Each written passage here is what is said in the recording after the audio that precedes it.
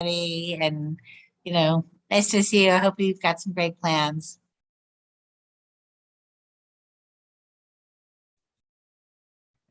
Good evening. We're at CB6 Land Use and Waterfront meeting, and Kavitha Matthews will be heading up our meeting this evening. Thank you, Sandy. Welcome to the June 27th, 2022 meeting of the CB6 Land Use and Waterfront Committee. My name is Kavitha Matthew, and I am the Vice Chair of the Land Use and Waterfront Committee. I'm chairing tonight's meeting, and this meeting is called to order at, where is mine? 7:02 p.m. Tonight, we're joined by District Manager Jesus Perez and Assistant District Manager Brendan Berth. Members of the public, you can raise any questions or comments that you have through the Q&A feature of Zoom. If there's time following the committee's discussion, we will field questions from the public. As a reminder, New York State law now requires all community board members to have their cameras on and their first and last names displayed from the time the meeting is called to order until the time the meeting is adjourned. If your camera is not on and your name not properly displayed, you cannot count towards quorum. And for the record, Jim Collins will be taking the minutes for tonight's meeting. So thank you, Jim. And we'll now take attendance by roll call. Brendan will conduct the roll call. Committee members, I will call your name and you unmute yourselves. When your name is called, please say present. I will announce if there is quorum. Jim Collins. Present. Adam Hartkey. Here. Molly Hollister. Okay, I do not see Molly. Kavitha Matthew. Present. Sandy McKee. Present. Larry Shire. Present. Ann Seligman. Present. Lou Sapersky. Okay, I do not see Lou. Sandro Sherrod. He might not be able to join today. He'll try and make it later, but he might not. Okay. And Letty Simon. I'm here. Okay, duly noted. I'll also note that per the open meetings law, since camera isn't on, we won't be able to count you towards quorum or for votes on any resolutions, but your presence is noted. Thank you very much. Okay. That's everybody, Brendan? Yep, and we have a quorum, as I said. Perfect, thank you. So the agenda for tonight's meeting was distributed ahead of time by the board office and appears on the screen before you. If there's no objection, we will adopt the agenda as stated. Members of the committee, if you object to adopting the agenda, you may raise your hand through Zoom. I see Larry's hand is raised. Okay. Right. Who would be handling agenda item number 1 in Lou's absence? To be honest, I don't know if we've received anything from Lou ahead of time. Brendan, have we received any kind of resolution or anything on that matter? We have not received anything from Lou. I was not aware that Lou would not be present tonight either. So Kavitha, I suggest that we drop this item from the agenda and adopt the remainder of it. I think that's probably a good suggestion. Do we need to get Second. Second it? Yeah. That was you, Jim? Yep. Okay, so Brendan, we're noting that we're dropping the first agenda item and we're going to begin with agenda item. Oh, and you have something? I'm fine with changing the agenda and everything. I'm just wondering if, I mean, I will do it myself, but if maybe we should check in on Lou, because it's not really like him and I know he cares about this issue. So kind of like, I'm just checking, like, can I send him a text right now? So, but yeah, Brendan, I don't know who's appropriate to do that, but doesn't really matter. Yeah, I can even send him a quick email. But I should also know, in terms of adopting the amended agenda, that it can be adopted as long as there are no objections to it as amended. Okay. Or All right. alternatively, you could just move, if you want to, if you want to see if Lou will come, you can move the first agenda item to later in the agenda and see if Lou comes later. Let's try that. Let's try that. And in the meantime, Brendan or Jesus, I don't know if somebody wants to reach out to Lou or Ann. I'll send him an email. Okay. Right. Okay, yeah, let's do that and see if he wants to come on later, and we will just reorder the agenda items, assuming he doesn't show up in the next couple of minutes. So okay, so I guess nobody objects to the revised order of the agenda. Is that correct? Okay. Seeing no objections, the agenda for tonight's meeting is adopted as revised. The minutes from the May 23rd meeting were distributed ahead of time by the board office. If there is no objection, we will adopt the minutes as drafted. Members of the committee, if you object to adopting these minutes, you may raise your hand through Zoom.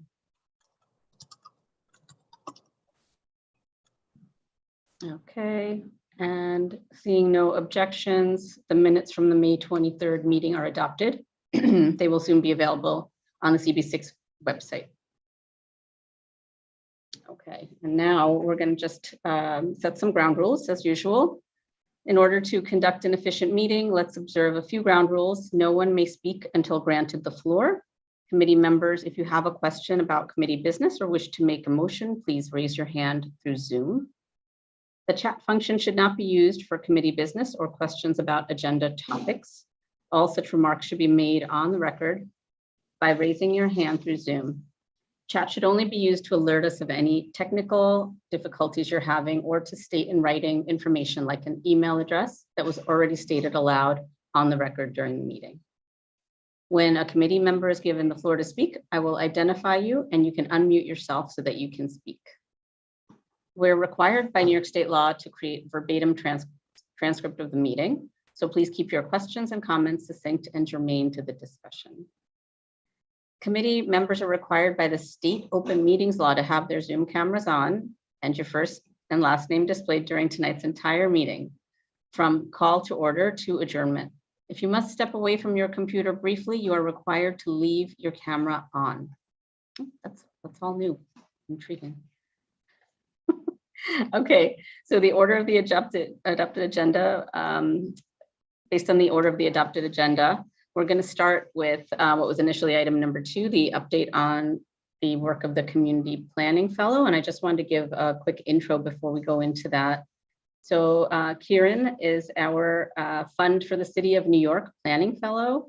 He's been working closely with the Land Use and Waterfront Committee of CB6. He is a second-year Pratt Master of City and Regional Planning Program student, and he has been working for the last several months on something that we asked, a project that we kind of put together for him, and it was a way to follow up with our 197A plan from 2008, which, as many of you on the committee know, was a pretty extensive plan that the board had approved and had gotten approved by City Council. And we've been able to implement some items and others are outstanding, others are partially done.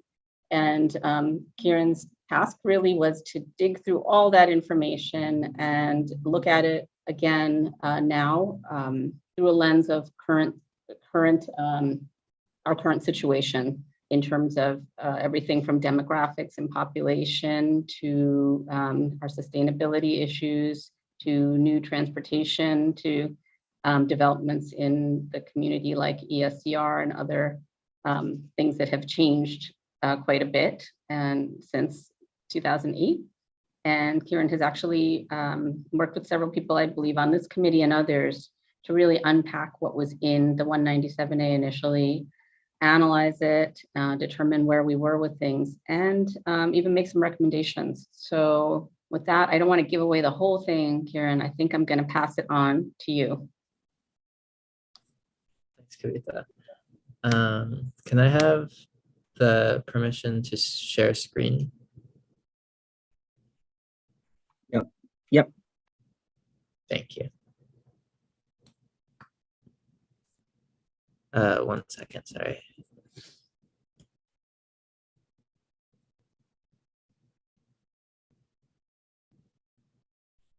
Okay, can you all see the presentation? Cool. So I will jump in. Thank you for the introduction, Kavita. So for the, I think everyone knows this, but 197A plans are community plans that are created by community boards mostly, but they're city sanctioned, and they're supposed to guide city actions within the district.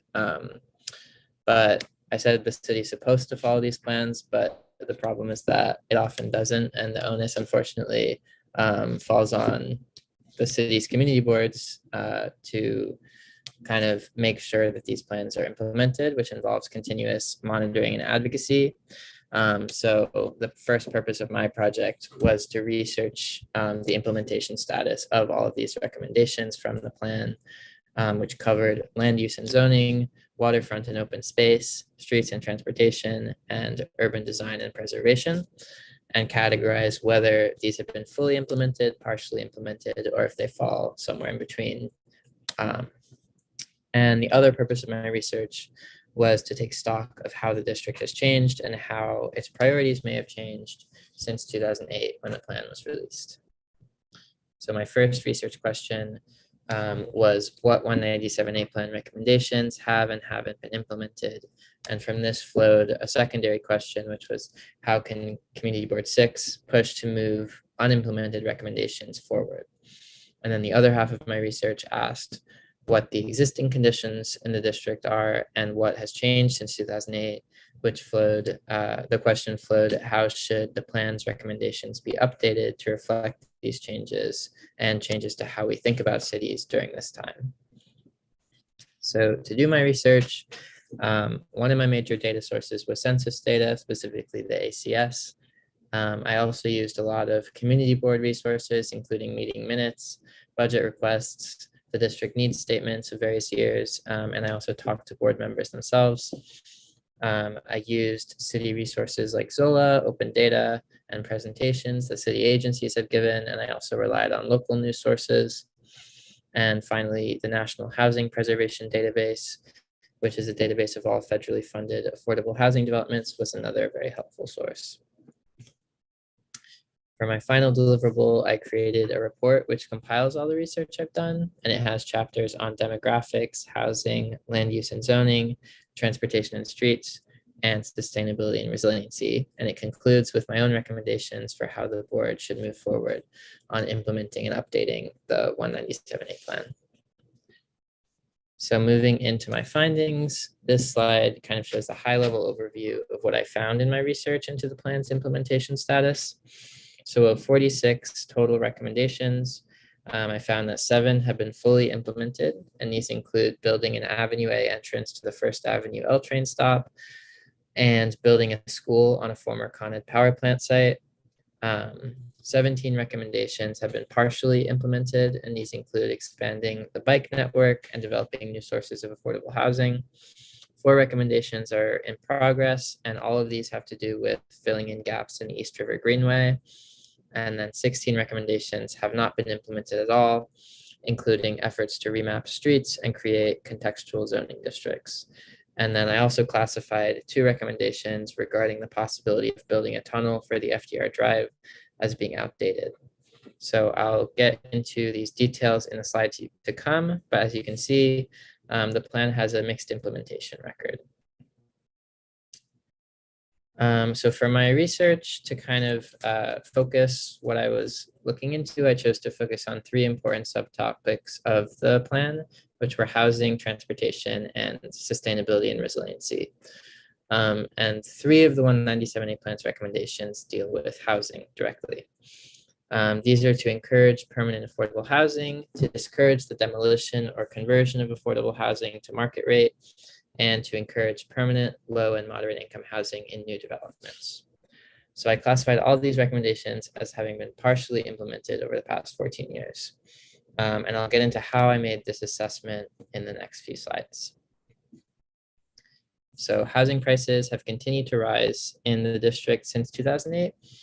In 2019, median rent was among the highest in the city at $2,600 a month, which is much higher than the Manhattan median. And the small amount of housing that has been constructed in the district contributes to these high costs. So as you can see in the bottom graph, the total number of housing units has only increased by about 1,000 units since 2000 in the district. Meanwhile, the number of occupied housing units, which is the orange bar, has actually decreased by more than 5,000 units, as the number of vacant units has more than doubled in that time period.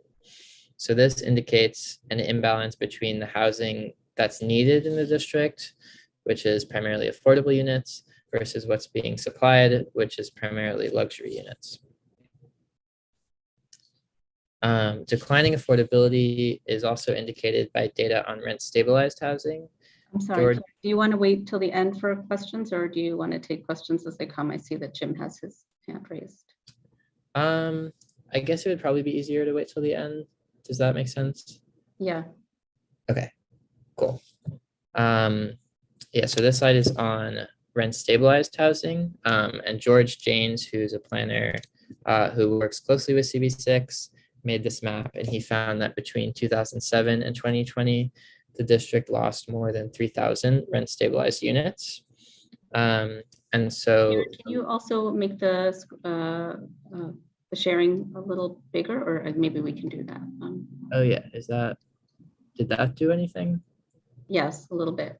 Okay, sorry. Thank you. Cool. One sec. Okay. Yes, so the red dots on the map indicate the mostly smaller tenement buildings that have lost units. And so it's all over the map. But then the blue dots indicate large new construction projects that have added new rent stabilized units. So there have been a few of these, but these additions don't outweigh the larger losses, because as you can see, there have been a net 3,000 units, rent stabilized units lost since 2007. Other forms of subsidized housing are also under threat in the district. The chart on this slide shows buildings whose federal affordability subsidies are scheduled to lapse within the next 10 years if they're not renewed. So as you can see, several hundred units could be lost if these developers decide not to renew their building's affordability.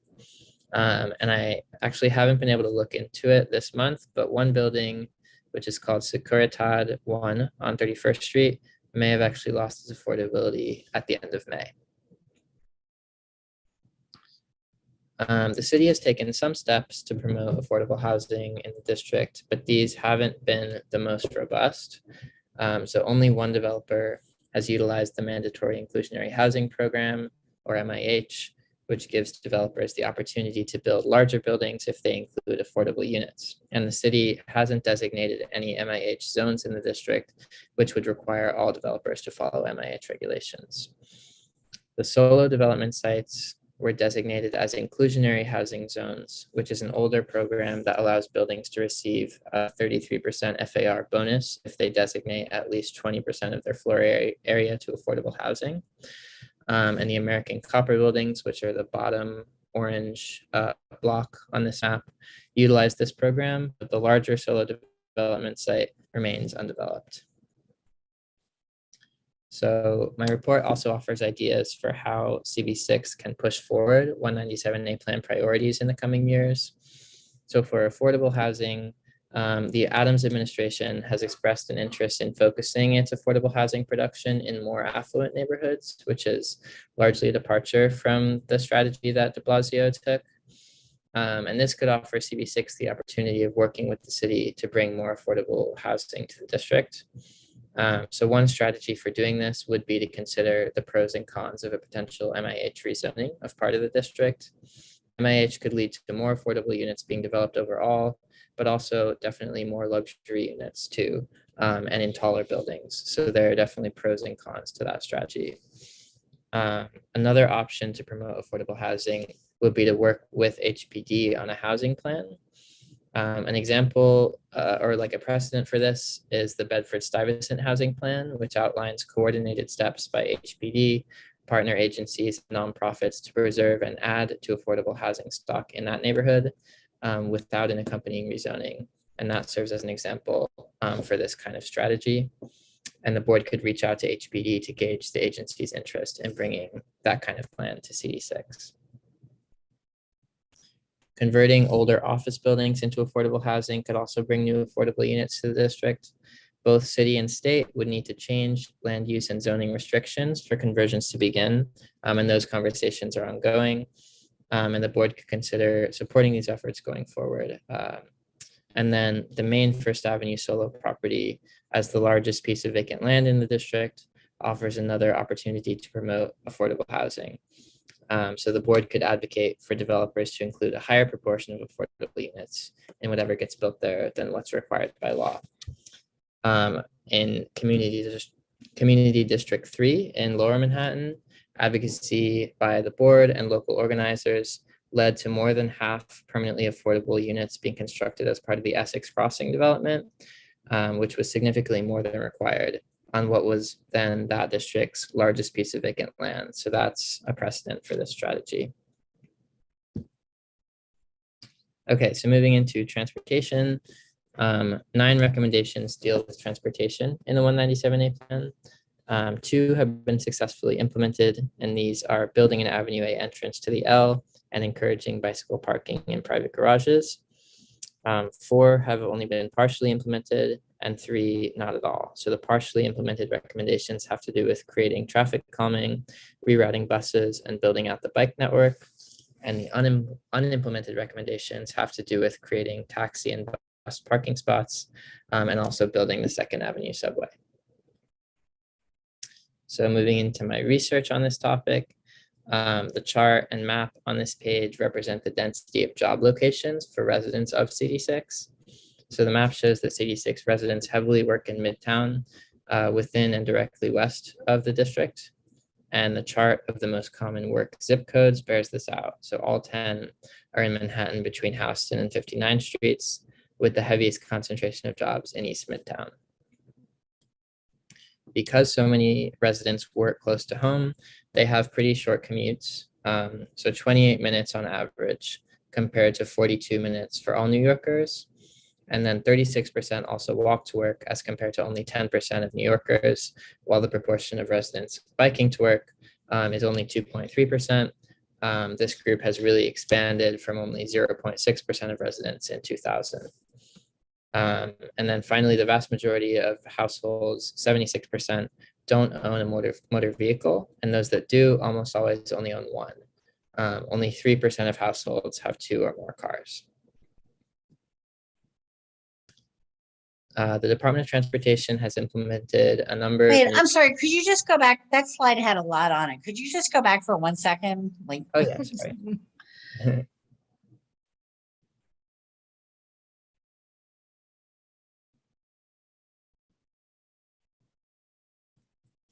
okay, thanks.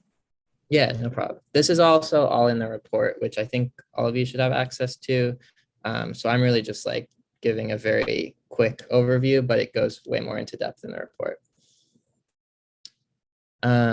So the map on the left side of this screen shows DOT street improvement projects, or SIPs, on CD6 streets and intersections since 2009. And primarily these projects have been aimed at improving safety for pedestrians and cyclists. Tools used in these projects include curb extensions, pedestrian islands, and vehicle lane reductions.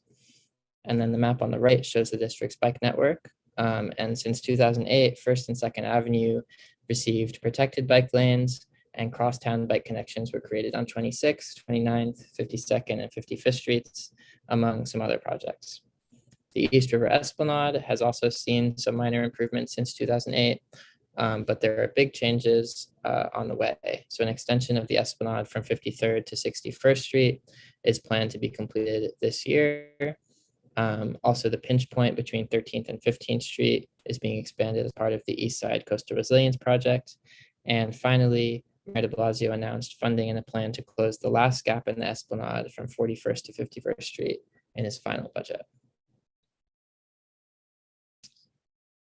There's still a lot more work to be done to make CD6's streets safe and efficient for all of its road users.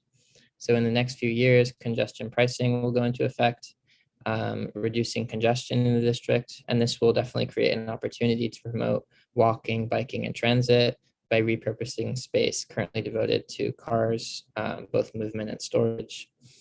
CD6 also continues to need better bike lanes, especially crosstown connections. And the city's program of fortifying bike lanes would work well for some of these new crosstown lanes. That's something the board could consider advocating for. And then moving on to buses, the MTA will begin its Manhattan bus network redesign process in the next 5 years.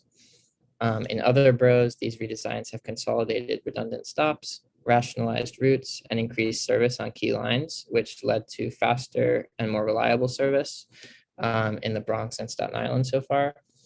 And when the process does come to Manhattan, there'll be the opportunity for the board to give its input on which changes should be made to the network.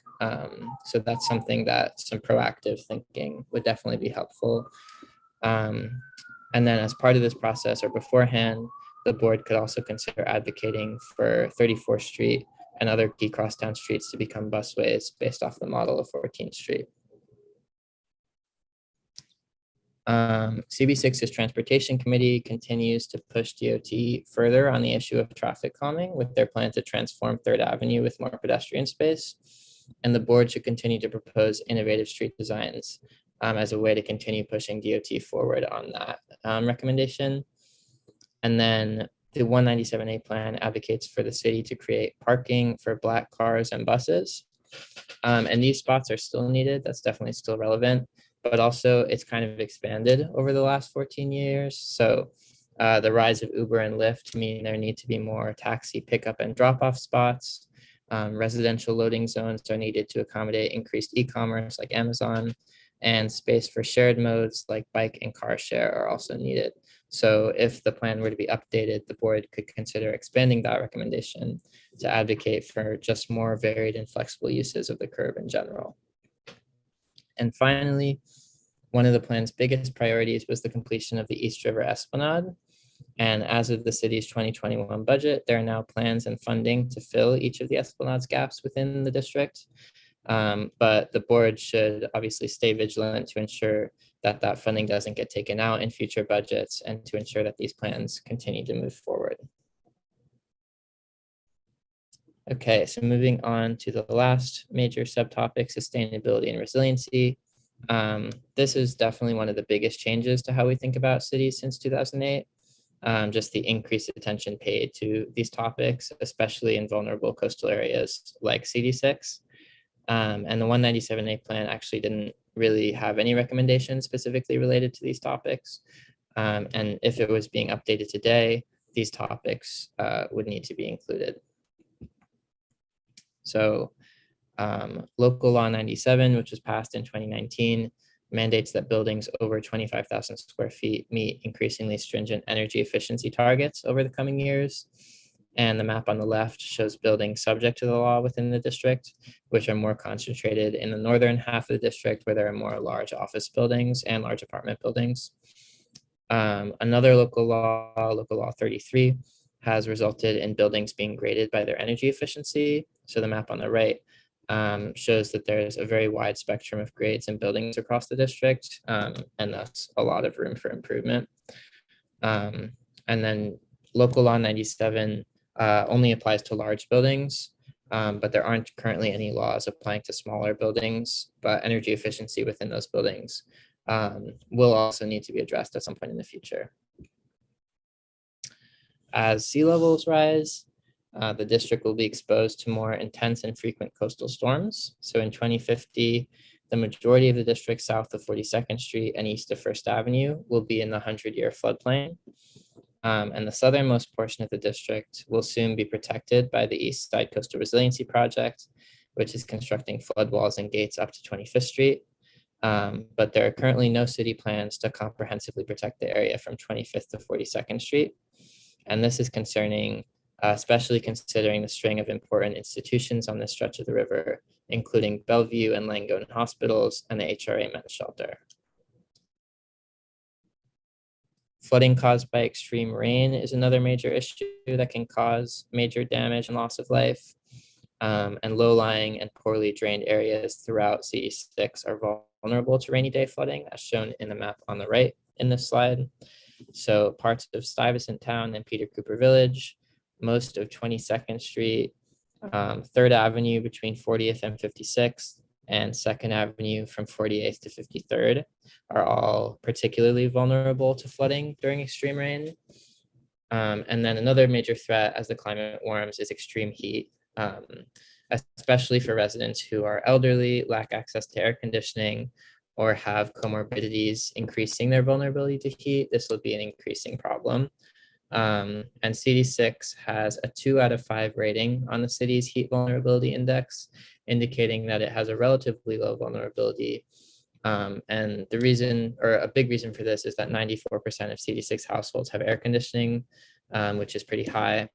However, as seen in the map on the left, the district is routinely several degrees warmer than the citywide mean. So this will be an issue.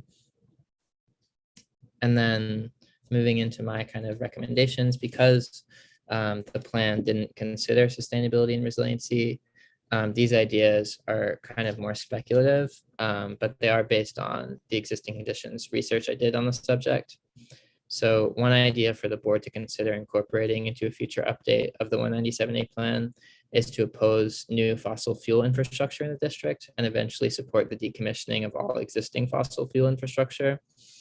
And this would include stopping projects like Stuyvesant Town's planned natural gas heating and electrical plants, which have both received pushback from local residents and electeds, as seen in the photo on the right. It would also eventually call for the decommissioning of the East River Generating Station, which could be replaced by renewable energy generation or storage, along with expanded parkland. And then CB3 in the Lower East Side is currently finalizing a sustainability checklist for new developments that is hoping will encourage green building certifications, energy efficiency, emergency preparedness, and community engagement in new buildings that get built in the area. So it could be helpful for CB6 to reach out to CB3 to potentially collaborate on that idea. CB6 could also start a conversation with city agencies about how the area from 25th to 42nd Streets on the riverfront can be comprehensively protected from coastal flooding. In the medium term, it could advocate for Bellevue Hospital and the HRA men's shelter to receive more interim resiliency upgrades because they are very vulnerable at the moment. And then the main Solo First Avenue development site can also play a big role in the area's resiliency. So the board could advocate for whatever gets built there to be elevated out of the floodplain in a way that also protects the community behind it. And then other types of climate threats like extreme rain and extreme heat are also important to prepare for, though they've received less attention. So green infrastructure, which absorbs stormwater while greening streets, can mitigate some of the ill effects of extreme rain and extreme heat. And DEP hasn't yet installed any of it in the district. Meanwhile, planting more trees and greenery is really what helps with heat. So these kind of low cost interventions could go a long way to preparing CD6 for a future changing climate. So I'll just conclude by saying it was really nice to be able to work on this project with CB6. I felt like I got a pretty wide latitude to explore the issues that I was interested in. So I'm very thankful for that, definitely. And I hope that this presentation and the report, which I think you all have access to, can help the district push to implement the remaining elements of the 197A plan and update it for the future. In return for what I got out of this process. So yeah, that was my presentation, and I'm very happy to go back to anything or to answer any questions that people have. Thank you so much, Karen. That was very informative and a good way to unpack everything. And I know, again, I think it's in the chat now, the link to the full report, if anyone wanted to review that. But we're going to take some questions. I saw Jim's had his hand raised for a while. So Jim, please go ahead. Hi, good evening, Karen.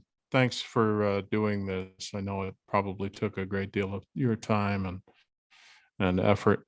With respect to the affordable housing issue that you addressed, you addressed the actual number of units of affordable housing. When you were going through the census data, did you also determine the income level of required units? So for example, people I think generally are paying anywhere between 30 and 40% of their income on rent.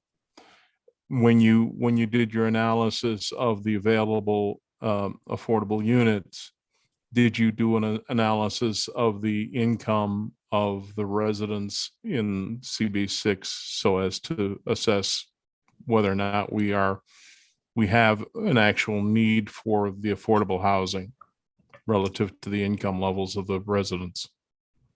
Yeah, thanks for that question. I did look at both the income levels and also just the level of rent burden of residents in the district.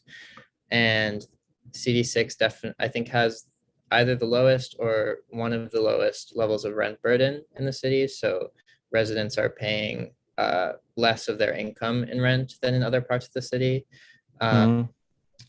which is a good thing. But also that's, I think, partially to do with just like the relatively high income levels of residents. And that but in terms of units that we require relative to income, did you do any kind of analysis of that? So in other words, we have X number of people who are rent burdened, and we have X number of units or Y number of units of affordable housing, and we either have too much or we have too little. That's kind of what I was getting at. Did we do something of that nature? Level of detail now. You did not. Okay. Thank you. Okay, let's go to Anne. Yeah, this actually wasn't going to be my comment, but Jim, I think you're asking a real like chicken or egg question here. I mean, the reason we don't have a lot of people with low incomes living in this district is because there's not a lot of there's not a lot of affordable housing. So like, it's something like that. You have to look at it kind of in a different way.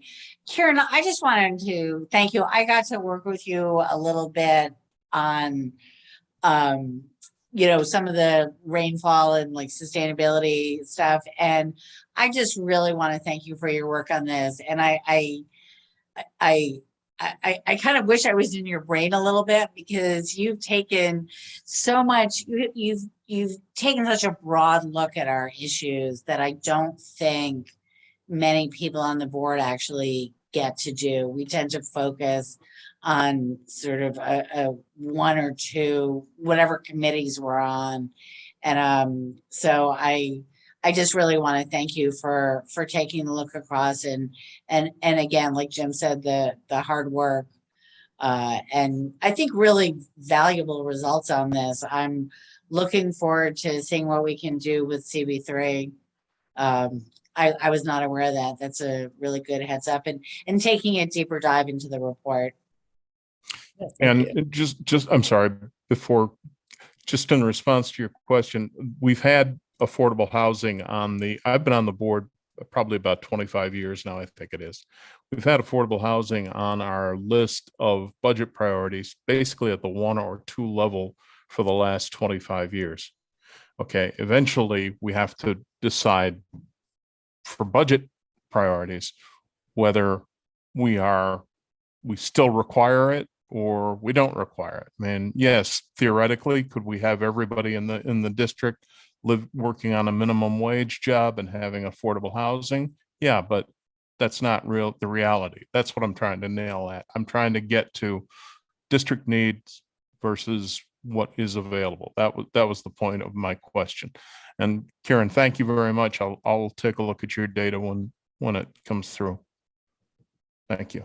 Yeah, thank you. Let's go to Sandy's question. Yes, again, thank you. And Jim, I think the point being that we want to change our neighborhood. We don't want just rich people living here is really the point. So I would say we're always going to be advocating for affordable housing. But the Hpd housing plan it sounded really interesting as a way that we might work. Is that, and my apologies, I don't know if there is a way, if you can give us some additional information, or we have, because we do have a lot of low-rise buildings, and unfortunately there is this perception that we're rich. Why do we need, any help with anything? So that's unfortunately I think the image that our district gives to the rest of the city. Mhm. So anything like that, and I'm just not sure Hpd would be willing to help us because of that perception. But Yeah. So the plan, there have been a few different like Hpd housing plans. The Bed-Stuy one is interesting because it didn't come with a rezoning. There was also one in East Harlem that was part of the rezoning process there. But the Bed-Stuy one, basically, like there's not like one marquee like part of the plan. It's basically a lot of small steps that the city basically is like agreeing to just finance more affordable housing there. I think there was also Bed-Stuy Restoration, which is a big nonprofit there, was a big part of the plan, both in like community engagement and just in terms of like developing more units there. And there's kind of like an agreement between Hpd and Bed-Stuy Restoration that came about as a part of that planning process. So I guess the plan was, not about any one big thing, but just like smoothing the process and creating some kind of like overhead view of what needs to happen to preserve and expand affordability within that neighborhood. But that's definitely an interesting dilemma, just like the perception of CD6 from the city. and I guess, and sorry to interrupt, but it's something that we probably, because we don't have that internal advocacy group within our district, that we might have to reach out to consultants or someone else to help us shape that argument. Yeah, is my guess. And is that what I mean? Besides the internal group in Bed-Stuy, did they have consultants that they worked with to help them shape the plan? I'm actually not sure. I should look it up. Or we can contact them. That's certainly. I guess the same thing goes for the resiliency aspects. Like, how do we get Parks Department to give us some, some of the green infrastructure that they're doing in Brooklyn and other places? It's again the perception that we're too urban. How do we get around that? Yeah, no, it's a good question. I think DEP is very like strategic about where it's putting green infrastructure and just like certain like sewer sheds. So that program, that their criteria would just need to change. And I'm not sure how that would happen, but yeah. Again, I guess it's serious advocacy from within our district that we would have to muster. So. But I mean, these are all great things. Thank you. Thank you very much. Yeah, thank you. Do we have any other questions for Kieran? Thoughts, comments? Anne, go ahead. Just a quickie. I want to know what you're doing next. I'm actually about to leave on a 2-month trip through South America. And then I have my last semester of school after that. I'm continuing to work at Pratt Center for Community Development. That was like my main part-time job. And then I do not know. We'll see. Well, please stay in touch. We'll do. And you're getting a master's, Karen, or Yeah, your master's. And where again? I didn't hear that very well. At Pratt in Brooklyn. Oh, okay, great. Very good. Okay, well, Sandy, go ahead. Well, best of wishes. Letty had her hand up first. Oh, If I could, I know I can't propose anything tonight, but if I could suggest that somebody propose a resolution or a motion of commendation to Kieran for his work. Second. I would third that. definitely. Sandy, did you have something? Well, I'm going to ask Kieran some more stuff. Yeah. But I just, we are now going through this, but first off, do we need to vote on that? Should we Yeah. do a resolution? I mean, that's before I ask for more stuff. I think it makes sense. What do you think? Can we vote do we need to vote on that, Jesus, Brendan? Well, what exactly do you mean? Like a resolution of? It was Gratitude. Okay, then someone should write it, and yeah, you can. I'll draft something up as part of the minutes. You can vote. You can vote it on it like you would any other resolution. okay. We're not meeting again until next month, right? Or till the fall, correct? September. Yeah, So September. it won't pass until September. It won't pass full board until September because that's That's when the fine. next full board meeting is. Plenty of time. I'll knock something off. Okay. Okay. Um, So we don't need so to vote on anything now, but go ahead, Brendan, you were saying something? I was just going to point out that there was a motion that's been made as well as seconded on this, so I can take a vote count now. So when I call your I think name, we can ask, is there objection? I think that'll address it. And just take everybody unanimously from there. Just No. let's let Brendan do the roll call. Yeah. Okay, so when I call your name, please say how you are voting. Jim Collins, Yes. Adam Harkey, Yes. Kavitha Matthew, Yes. Sandy McKee, Yes. Larry Shire, Yes. and Seligman.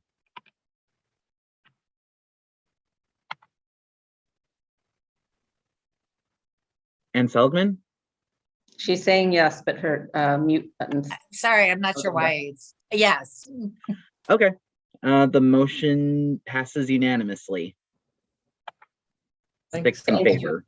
Thank you so much, Karen. And did somebody else have questions for Karen before we, Sandy, did you have something else? And just to be clear, there Well- have been submissions of where the report is. It is on the website for the community board, for Community Board 6, right on the homepage in the announcements section. Anyone can find it. And I guess just that, Kieran's given us some things that we should be asking for, but is there something in our current budget needs statement that we think is the most important, or is there a way to kind of drill down a little bit more to make it more specific?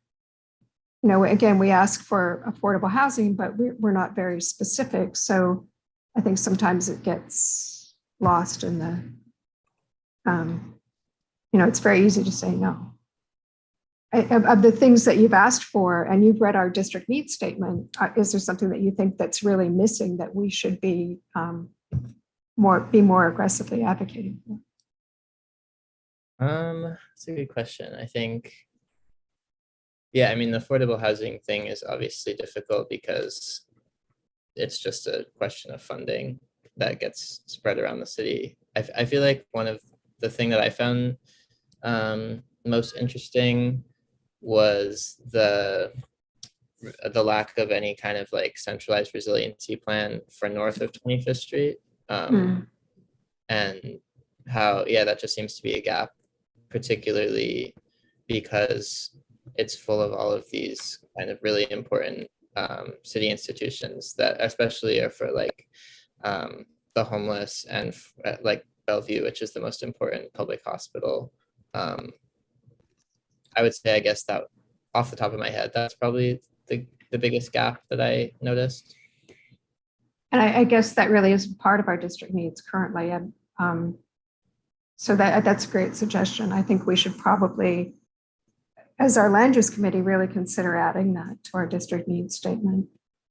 And that's something I guess we send to the committee, or do we need to vote on adding that as one of our goals? At least, Jim, you're on the committee. You may know a little bit better how we should add that into our. I would The committee as a whole should vote on it to make it an addition to the committee's district needs statement request. Request, right? No. Can I make a And motion? Karen, yeah, I just want to get what it was. Can you repeat what it was, the addition, Karen?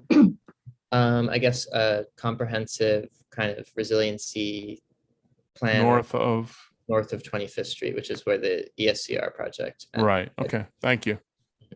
The VA hospital has their own wall, but it doesn't protect the rest of the community. Yeah, and I mean, I think NYU kind of has their plans too, but again, it's this unified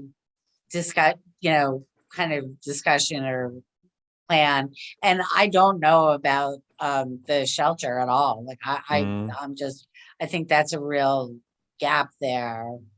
Yeah, I wasn't That's the able to concern, find- right? Is, yeah, that there might be major plans around certain institutions, but there may be gaps along the way as well. So I think that is a good suggestion that we should look at. And is that something that we need to review now and vote on? Karen, did you take account of the Army Corps of Engineers flood maps for that area Yeah. for north of 25th, and you found it wanting? Yeah. Because I know it's on a rise going up past the shelter, because I walk there all the time. The maps I used are for the proposed flood maps. Ima. Do we want to do we feel comfortable adding that now, or can we add it in September? Do we want to do a little more research? I'm happy to add it now because I think it really is a concern.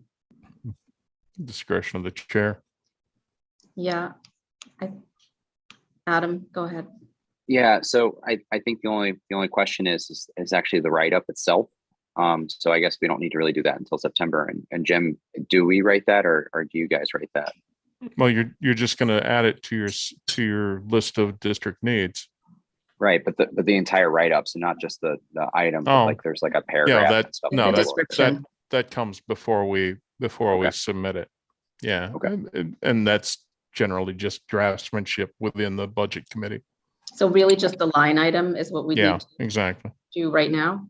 And do we need to do, assuming we wanted to move forward with this, are we taking a vote on doing this? In the past, the budget committee has not written those blurbs. Right, we could write the blurb too. Yeah, the office often gets stuck with that. So I mean, not to be flip, but if the committee could do that blurb as well, that would be ideal, because the budget committee is not going to do it, and it's Karen, can you give me a couple of lines just outlining what your thought is? Maybe like literally 3 to 4 sentences is all that's sufficient. We can work it from there. Yeah, send it into Jesus, and Jesus will send it to me. Okay, we'll do. Okay, we'll add that as well. Okay. And Jesus, is that something we need to take a vote on at all, or are we going to proceed guys with can writing take it and then we'll you guys write it out take a vote on it. Yes. now in terms of doing it at all, or you mean like after it's written? If you guys are ready,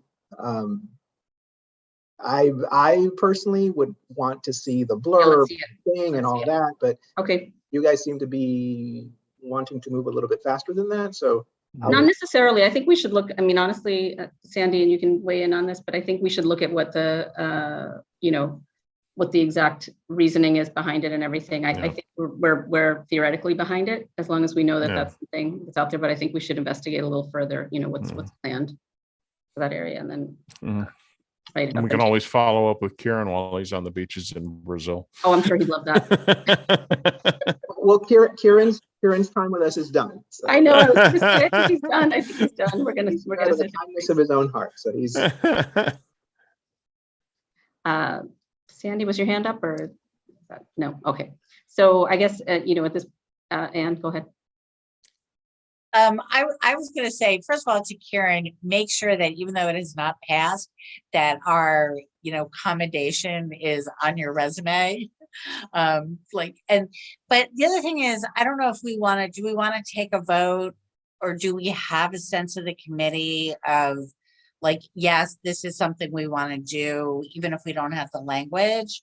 Do we want to see whether it's kind of worth working up the language? Sure. Let's take a vote. Or, I mean, even if it's not like official, just Yeah. like And we're sort of talking about, raising again, hands, Yeah, just a simple raise of hands would suffice. So, I mean, raise of That's hands fine. of who. So we're voting basically on who's in favor of a new district needs budget item Right. for a comprehensive resiliency plan north of 25th Street on the east side, right? So Right. let's see, all those in favor. North of 25th, how far up, Kieran? To 42nd Street, Okay. which is where the UN starts.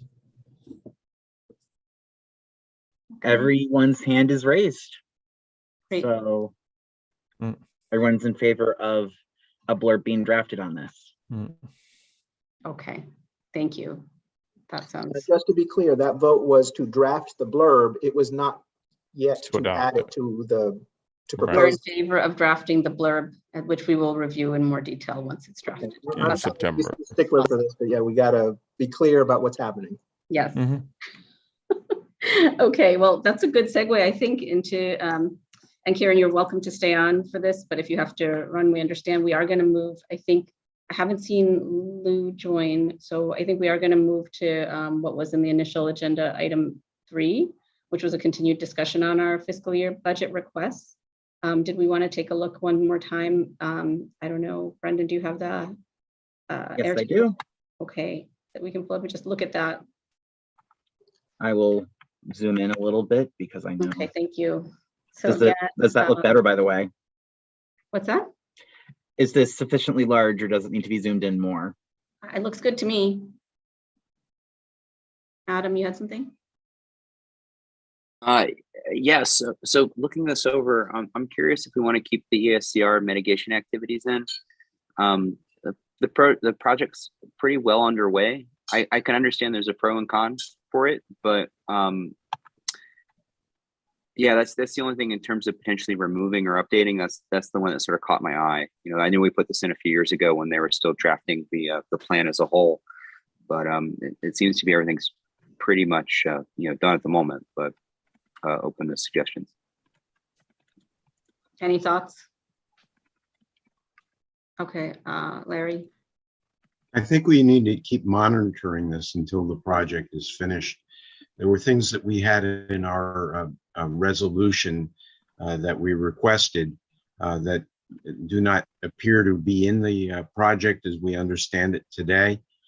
Things like resolving the crossing conflicts at East 18th Street, where you pass into Stuyvesant Cove Park, potentially moving the location of the traffic signals and the crosswalks we had asked for. And I've not seen that addressed yet. And it is a safety issue that is an example of the kind of thing that we might want to stay on top of. Okay, Adam, and then Sandy. Sure. So maybe we should update it to sort of, I guess, to be more specific in terms of to reflect the ongoing work and the evolving nature of the progress. To highlight So specific things that haven't make been it a little done. more specific about those things. Yeah, we know yeah, could still have some. Right. Yeah. So it's not like, Protection. oh, the city agency's like, yeah, we already gave you this. Like, Right. Yeah. Yeah, I would agree with that, Sandy. I was basically going to say the same thing. We would need to kind of address exactly what it is we want them to do. Thanks, Karen. Go ahead and pack. We appreciate all your help. Thank you. Yeah, I think that does make sense. So does anybody volunteer to take a look at this? And Larry, I know you had some thoughts on the more specific pieces. Do you want to work on it, or someone else? Just in terms of revising that blurb. Oh, you're on mute. If somebody can send me the a copy of the resolution that we passed when we commented on the scoping of the project, that would be helpful. And then I'll take a look at it and see if there are any specific points like the one that I recalled, in addition to that, which could be honed in on. Sure. Okay. Okay, thank you. So we will get that to you. Larry, remember that the resolutions are on the resolution tracker on the website. I just don't remember when it was. Okay. You can search by tagline, ESCR. We anticipated that. Give it a try. We want Okay. members to really use it. If you still have trouble, we'll help you after that. Okay, now the question is, to whom will I be communicating this information and by when? Well, to the committee chair, and this will be brought up at the next committee meeting, because if the committee is just sort of looking at potentially changing it, you guys will take this up at whenever your next land use committee meeting is. Okay, I asked this if there was a specific deadline that we needed to meet. In terms of the budget? Correct. In terms of the budget, it would be good to have this by early September. We're working with Reshma to sort of finalize her scheduling of her budget committee meetings for September and October. As you guys are aware, there are a lot of holidays in those months, and so things have to be moved around. And they're going to have a public hearing. So it might be that you get until like early October, but we need to sort that out with Reshma, and then we can let you know. Are you guys doing this now because of this database? Because we used to do it manually. I mean, we used to put it on in a document. I'm not understanding the question. I'm sorry. In other words, a few years ago, they introduced this database input for budget requests. And prior to that, we used to just write a text document and basically update it. Right. You know, and that's why I'm wondering why it went to the office all of a sudden. I'm wondering that too. I've always known it, and no one told me any different. Yeah, no. But yeah, that's the database is still there. Yeah. You were never here. You weren't here when we were doing it basically as a Word document. No, right? that was before my time, unfortunately. Okay, all right, that explains it. All right. And so we're trying to get it so that it's not all the office's creation, because Yeah, it sometimes shouldn't we don't know what you guys are really thinking, and we have to guess, and we don't want to do that. Okay. Okay, Anne? Well, I don't want to put this all in the office either, because I know it's a ton of work. But I have to say, I love having it in Airtable, because like the ability to like filter and sort and sort of pop stuff up, I find enormously valuable. So thank you for all the work. My question was about the timing, and when we have to vote on this, given what we just talked about in terms of adding a budget request for a kind of unified sustainability plan for the northern part of the district, or northern middle of the district, I guess. What are the implications of that for, like, if we're not going to meet again until the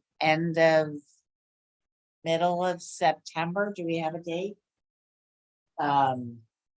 Will that be after the full board meeting, so it can't be added to it?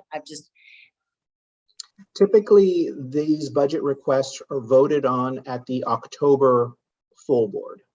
So if we have it by the September land use meeting, we're fine.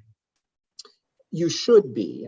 Now, October is a very tricky month for committee meetings because there are like every other day seems to be a holiday in October. And in October, the budget committee meeting falls on Columbus Day / Indigenous Peoples Day. So it will not be able to happen on that day because it's a city holiday. So budget will have to find another day that month to meet. If they decide to just not have an October meeting and just get everything done by September, you guys lose a month of time to do all this. I don't recall them ever doing that in the 6 years that I've been here. They try to find some time in October to meet before full board, so they can vote on it and then send it on to full board for the final vote. But without Reshma here, I can't speak for her. Well, Jim, you're on that committee, right? Can you like keep our concerns, our thoughts in mind there when you're talking about schedules? I suppose. I mean, what are your concerns? Well, that we're not actually going to have a chance, like whoever writes a blurb, whatever blurb we have, we're not, just because of timing, we're not going to get a chance to add to our budget request the thing that we all agreed was like basically the right thing to do. So just don't rush the meeting for the budget committee is what we're saying, right? Well, Trying to have a Thank you, little bit of time. Kavita. So, okay, let's just move yeah, I ahead. mean, Yeah, if all you right. could take it into consideration. I that'd will be do great. what I can. Okay, Adam? Sorry, thank you. So Jesus, I have a question. So I was looking at a few of these, and have the city agencies commented for fiscal year 23, or is that a canned response for some of these? Like, I was looking at the continuous Esplanade, and it was saying the current year response is more information is needed from the community board before making a funding decision. The community board should contact the agency. That is the response for fiscal year 23. We call it current year rather than fiscal year 23. Okay. And a lot of them, are canned responses. Right. We do encourage the committees to look at the responses and sort of weigh, okay, we've had this, and they keep saying that they'll deal with it with what they have already, and is this really the most useful, way to use a slot on our, but again, ultimately the decision lies with the committee and the board. But those are the responses. A lot of them are canned, which means that maybe we should rethink how we approach some of these things. Right. I mean, this one's incredible in that, the previous years they talked about EDCs looking at it, there's other sorts of, descriptors and other sorts of things. And then it's like they just completely ignore it the previous years. So I'm happy to potentially take a stab at this one and potentially reorganizing the blurb if need be. Which one was that again? This is the continuous Esplanade. Mm-hmm. Well, I will say, Brendan, can you open up the blurb for continuous Esplanade? That one actually is sort of moving along. Right. I'm sorry. But it's just go down to the response. But I mean, it's just so incredible. Like there was movement, especially within the budgets and things, and it was just like, we need more information. Like I don't know. I don't know why they did that. So inconsistent. I do know that EDC is working on some plans with parks and DOT to begin planning the Esplanade from like 53rd. At the UN Gap. Yeah, the UN Gap. So perhaps that was not settled when they did these responses. These responses are like 6 months old at this point. And so when, so we get them around early this year, but by the time the committees get around to looking at them, several months have passed. So it could just be that they didn't have it. Maybe this next time around when we have it, it'll be different. But I think this is one of the rare cases where the blurb is pretty good, the momentum is pretty good. Of the ones where you probably don't need to work on a lot, this one is probably one of them. It does, despite this most recent response, this one does seem to be moving. All right. Okay, so we think it's better to leave it alone at this point, Jesus, then? My humble opinion is leave it alone. I do share Adam's concern about the latest comment services, though. Yeah, me too. That's more is what I say. Okay, so we keep an eye on it and see what happens. Well, I think Adam seemed to suggest maybe even taking it off. Remember, these requests that you guys are doing are for things starting in July of 2023. Mhm. So this is not right now. This is a year from now. So by that point, the project will largely be over. But again, it's up to you. Okay. I mean, my thought is if it seems like it's getting some movement, we leave it alone for now. And Adam, I don't know if you're in agreement with that, but. I mean, I'm happy to, I just saw that and I was like, I'm happy to like look at it, yeah, we can leave it alone if need be. Okay. Larry? Would you pull up number Hey, Sean, 3? how are you? I'm in a Zoom meeting right now. Oh, okay. I'll get back to you. Jim, you're not muted? Okay. Okay. You want to look at number Number 3, three? additional ESCR. I just noticed something that was worded here that seems to reflect what our committee's been discussing in recent meetings. I want to point out that the area under the viaduct, which is now used for parking, we've made recommendations that it be looked at for maybe recreational type activities. And this is an example of how we might get more specific. But there were, in addition to this, some additional items that I had mentioned before, but I wanted to let everybody know that that was what my thinking was with regard to the current language. Okay, understood. I think it'll be good to get more specific with that one. And I actually had a thought about number 2, that the repair 25th Street pedestrian bridge. Can we just look at that one for a second? And that's really about accessibility, right? So providing a more accessible bridge. And I think repair sounds weird to me. I don't know if it's retrofit. I don't know if it's some other word, but do you think that makes any difference? Adam, you have some thought? I agree with you wholeheartedly. I mean, the trend for all of those bridges has been outright replacement, as we're seeing with the ESCR project and, up on 54th Street. So yeah, I mean, this one could probably, as a person who used those steps yesterday, definitely something needs to happen. So yeah, they're weird. They're bizarre. Yeah. I think we should we definitely should change, in my opinion, the word repair, because I think that implies something that's not really what our intent is. I thought. Yeah, I think we can reword it. Do you want to take it on? I'm happy to take a crack at it. Whatever you want. Sure. Who was that? You, Adam? Who was just saying that? Yeah. Talking right. Yeah. Okay. Sorry. Yeah. Sorry. I just moved my camera around. I don't know what, people flip around on the screen, and I thought it was you, but I wanted to make sure. Yeah, that would be great if you want to take a stab at it. I think it should either be a retrofit or a replacement with something that's accessible. So, so if we can word that a little better, otherwise I think it's fine. Going down the rest of the items, I think the pinch point, I think we're all in agreement about. I don't know if there's anything further we need to do on that one. So unless anyone else has thoughts on that, we probably keep that one. Anne, you have your hand up. Yeah, actually, I had a comment also about the pedestrian bridge. I completely agree. Like repair is just like it minimizes Right. like the issue. But I'm also a little bit afraid that if we use the word replace, that it'll be like, no, too expensive. We're not That's why doing I thought it. maybe retrofit or something. Yeah. So Adam, just I trust your judgment on this one.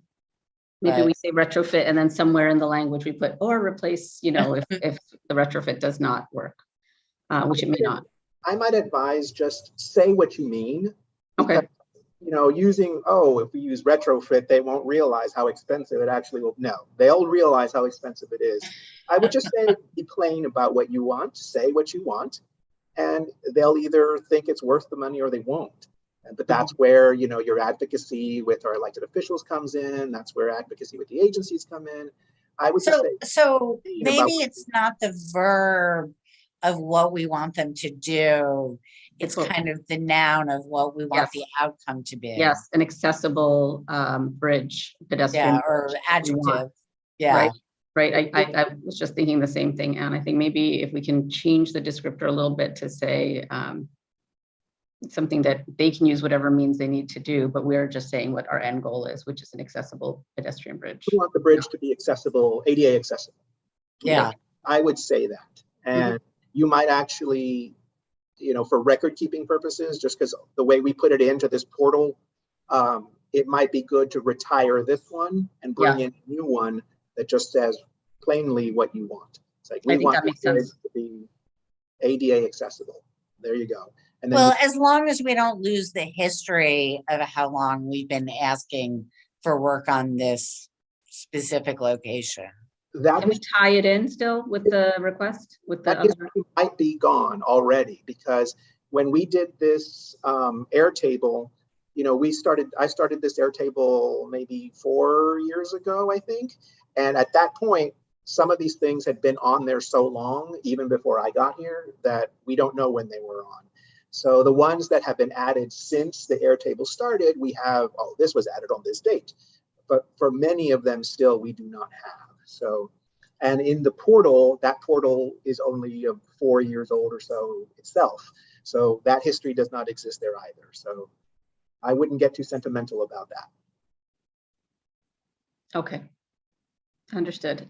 And then I think finally we've gone through all of them except for the last one, the irrigation system for solar one. And I think we've discussed a little bit. I have to say I'm not the one who knows the most about this, about providing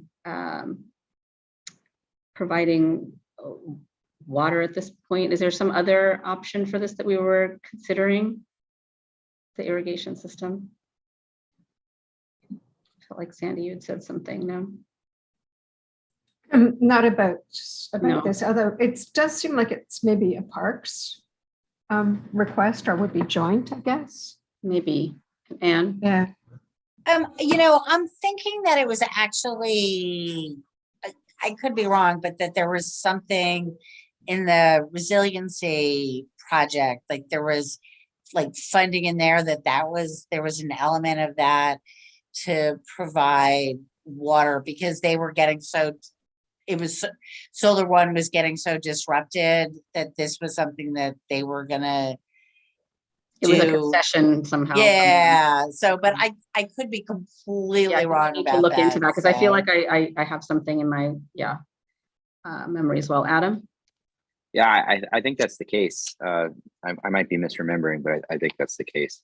You know, I'm wondering with this one, because I know, you know, further up on Waterside Pier, you know, that's something that we've identified, you know, that also needs irrigation. You know, maybe if we wanted to, we could either we can just leave it alone, or maybe we can expand it to, you know, irrigate the other parts of the waterfront. So add in the other ones as a same line item? Potentially, yeah, we could, you know, or just leave it alone. Do you want to open that up and look at it for a second? The description? And just, Adam, we've already asked for it at East River. We've added it. We asked Parks if they would add it, and they agreed to do it. Oh, so Parks is already covered? Well, this year they have. Oh, okay. Well, all right. We asked them to last meeting. Oh, great. Okay, then. Yeah. So does this become a Parks request, or is this a joint request of some kind? That's for the fiscal year ending June 2023. They're going to do it? For this year's budget request, they're going to change it from having fountains at East River Esplanade Park to providing water. Right. Okay. Incidentally, if you haven't downloaded the report Karen did, I just did. It's 85 pages, so he put a lot of time into that. Yep. One thing you guys might want to keep in mind is the designation for these things. This one is continued support. For those members who are a little newer and may need a refresher on what that means, continued support is for capital projects that are well on their way, and you're sort of just keeping them on the list, knowing that they're hurtling towards completion, but you don't want to get rid of them entirely. this is, I'm not so certain the committee is sure that this is one such project. Even just the most recent response from the agency is that, they go from this is funded and scoping is now underway to we need more information and more study, contact EDC. That's not a promising sign. So, we need to figure out what's really going on with these, so that we can maybe so that the committee can maybe determine that it should not be continued support anymore. It should go back to capital, or you guys should just remove it, or you could leave it, or the office tries to help as much as it can with when there are over 50 of these, which is why less is more. So if the committee can reach out to Solar One and sort of figure out where this is, it's always good for the committees to know well and intimately what the status of these things are, because they can't make a good case for these are that these are priorities if we're not really sure what's going on. So Who's working on this one? Who's going I'll to reach out to Solar. I'll reach out to Solar One. Also, just to interject here, Happy to do that. Go ahead, just to Seth. You might interject want to here. bird dog EDC too and find out what they're up to. Yeah. Just to interject here, just for everyone's information, I have reached out to EDC about this. I've followed up with them on multiple occasions and have not gotten a full response yet, because this was something that was noticed, I think, at the last land use meeting, the fact that the response changed, from fiscal year 22 to fiscal year 23, from this project was funded in a prior fiscal year to the further study canned request. So I've been following up with EDC at the direction of the response we got. But it doesn't hurt to have other people following up as well. Okay. Anne? So I think Sandy made a comment about kind of like is this joint with parks, or somebody asked that question. And my understanding from using the Airtable is that it has to be assigned to one committee. Is Jesus and Brendan, is that correct? We try very hard to assign it only to one committee. There are times when we can add an additional committee if a committee really feels strongly that they also are a stakeholder for that particular budget request.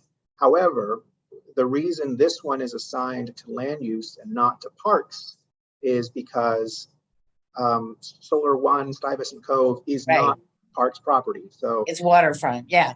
But right. So I mean, I guess one of the reasons I'm asking is I'm wondering if it's a way to signal to the budget powers that be that kind of this is sort of an extra priority, that it is being taken up by two committees, and maybe that's someplace we don't want to go, but it's something I hadn't really thought about, and I wonder how that works. So this Airtable is just something that we build for your use, because we feel that this helps you guys better review and better visualize all of the requests, rather than going through like a 100-page booklet like the PDF that comes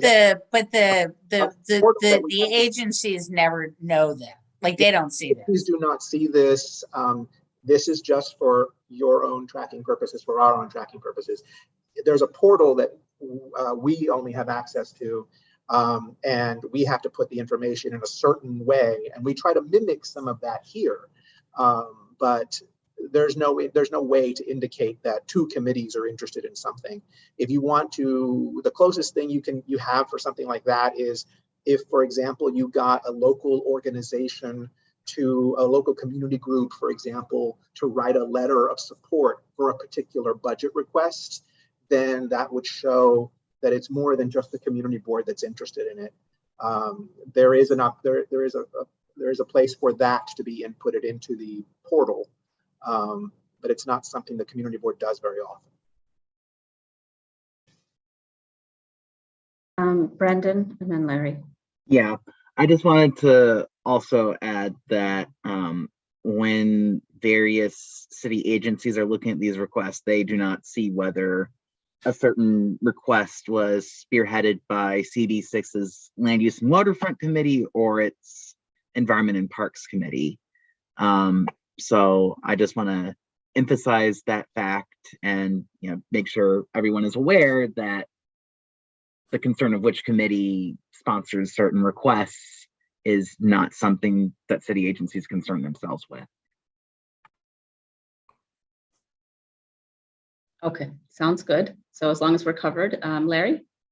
On this subject, is it possible to tweak the language based upon the ambiguity that we've recently uncovered and say instead that EDC and or DDC need to confirm the inclusion of this irrigation in their ESCR project? We could mention in the blurb that the board has been trying to make contact and has been unsuccessful. Yeah, I don't see why we couldn't. Okay. I don't know if that will compel them to be better, but it's it's worth a try. Or just annoy them, but we'll try anyway. How about that? I think that's it for the budget request. Now we have that, plus we're adding the new one that we'll vote on the next meeting. And unless there's anything else on the budget request or Airtable, we're going to move on. Okay, looks like we're good. So so with that, I'm going to go into the chair's report, which is really the vice chair's report, which is a few items that Sandy and I spoke about earlier, just some updates. So I actually walked by this yesterday as well. The Esplanade Recreation Center area is open. I don't know if you've all seen that, but it's back in action. Lots of people. I saw it actually being used, and the work will begin soon. This is all ESCR updates. Sorry. Work will begin soon on the southern portion of the Stuyvesant Cove Park, including the sinkholes, the repairs over there. And they're reviewing when to turn over the space back to Solar One. That's still in review. And the Greenway detour and connection to 20th Street has not yet been resolved. DOT says they are working on it, so we'll stay on top of that. And finally, if anyone has any questions for EDC regarding parking, the waterfront issues, please submit them to Sandy, because they did ask for specific questions. Go ahead, Larry. This is pertaining to the rerouting the bicycles. I rode up First Avenue yesterday, and for over a half a mile, the bike path is not painted green. It's black asphalt, and this is supposed to be the approved workaround around the construction, and the DOT has been neglectful in upgrading its pavement markings to let cyclists know this is where they're welcome. Okay, good to note. I don't know if we need to do any kind of, yeah, go ahead, Anne. I'm just thinking, especially since the transportation committee is not meeting until September, it not to lay this on you, Jesus and Brendan, but is that a service issue? Yeah, it's a service issue that that the office can be in touch with DOT about. Okay. Brendan. Thank you. Yeah, that would be good not to wait till September for that one. And with that, I just wanted to see if move into old or new business. So if any member of the committee has any old or new business, please raise your hand. Anybody? Looks like no hands are raised at this point. So with that, I think we're gonna ask for a motion to adjourn the meeting. Well, I'll move to adjourn, but I'm very sad not to see any babies. Adam, I'm looking at you, She's asleep. She's napping or sleeping rather. You know, it's not sleeping, napping. hopefully. Luckily, well, she was squawking earlier, but we're on mute, thank goodness. So, but she's back asleep. All right, then we can all go to sleep too. Yeah. Okay, duly noted, duly noted, maybe next time. Yeah. So if there are no objections, we're gonna go ahead and adjourn the meeting, and seeing no further business. The meeting is adjourned at 8:32 p.m. I want to wish everybody a great summer. I don't believe we're meeting again till September unless anything comes up. So